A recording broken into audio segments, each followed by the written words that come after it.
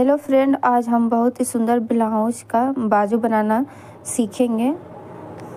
तो इसका लेंथ है 10 इंच, आर्म होल हम 6 इंच रखे हैं, 2 इंच मार्जिन और नीचे का मोहरी 4.5 इंच। कोई भी हम पेपर लेंगे सादा, आप चाहे तो कोई कॉपी में से ले सकते हैं। मैं तो साड़ी में जो निकलता है पतला सा वाइट वह ली हूँ, आप भी वो ले सकते हैं। तो आप लंबाई हम 8 इंच लेंगे और 2 इंच 3 पॉइंट पर निशान लगाएंगे और 3 पॉइंट हम लेंगे मार्जिन के लिए। इसी तरह हम 3 जगह निशान लगाएंगे।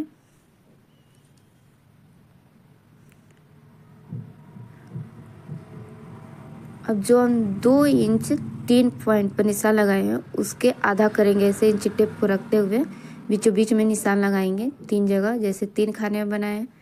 और एक बात और है कि हमें यह दिक्कत होती है कि मतलब मान लीजिए कोई मोटा आदमी है, कोई पतला आदमी है, तो बाजू में हम कितना डिज़ाइन बनाने के लिए चौड़ाई मिले लंबाई मिले तो हमेशा बराबर नहीं रहता है। मान लीजिए कोई पतला है तो उसको कम लेना चाहिए डिज़ाइन के लिए, कोई मोटा है तो उससे ज़्यादा लेना चाहिए। हमारा जो कस्टमर है वो पतली है तो उसके लिए हम 1 इंच में जो 3 पॉइंट कम होता है उतना हम चौड़ाई लिए हैं, तो चौड़ाई लेकर ऐसे बीच में निशान लगा लें। अगर आपका कस्टमर थोड़ा मोटा है तो इससे मतलब 3 पॉइंट अधिक है, ज़्यादा नहीं, मतलब उसके हिसाब से थोड़ा थोड़ा बढ़ाते जाते हैं।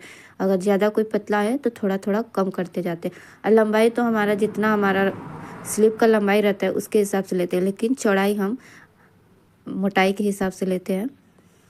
तो देखिए हमारा ये वाला डिज़ाइन बन गया है।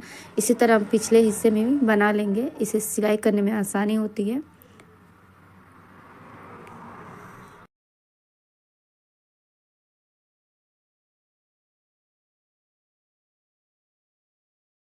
थोड़ा सा पतला हम ऐसे कपड़ा लेंगे डिज़ाइन बनाने के लिए। तो सबसे पहले हम क्या करते हैं, मेन कपड़ों को सीधा रखते हैं और उस पर अस्तर ऐसे रखते हुए पहले इसकी हम सिलाई करेंगे, उसके बाद हम डिज़ाइन बनाएंगे। तो फटाफट हम सिलाई कर लेते हैं।